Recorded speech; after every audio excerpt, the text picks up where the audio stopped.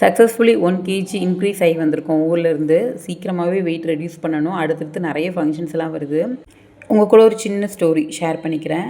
ஹைதராபாத்துக்கு வந்த புதுசில் இட்லி தோசை பேட்டர் வேணும்னு சொல்லிட்டு ஆன்லைனில் சர்ச் பண்ணும்போது அரௌண்ட் 65 ரூபிக்கு இதே பிராண்ட் இதே கேஜியில் எங்களுக்கு கிடச்சிது.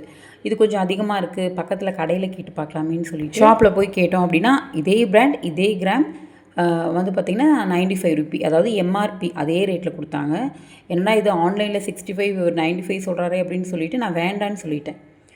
சடனாக நான் வேண்டான்னு சொல்லலை, இல்லை வேண்டாம் நான் அப்புறம் வந்து வாங்கிக்கிறேன் அப்படின்ற மாதிரி சொல்லிவிட்டு வந்துட்டேன்.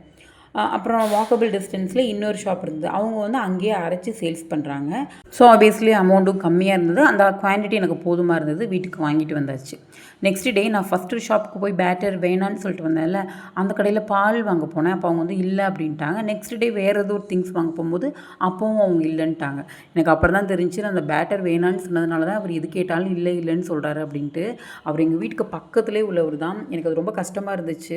ஏன்னா அந்த டைமில் நம்ம தப்பாக சொல்லிட்டோமா, இல்லை அடுத்தடுத்து போகும்போது அவர் நம்மக்கிட்ட வந்து இப்படி ரொம்ப கோவமாக நடந்துக்கிட்டாரான்னு தெரியும். இந்த இன்சிடென்ட்க்கு அப்புறம் நான் அந்த கடைக்கு போகிறதே இல்லை. நம்ம ஊர் அண்ணாச்சி கடையாக இருந்தால் கூட ஆன்லைனில் கம்மியாக இருக்குது, உங்ககிட்ட அதிகமாக இருக்குன்னு சண்டையாவது போட்டுருக்கலாம்.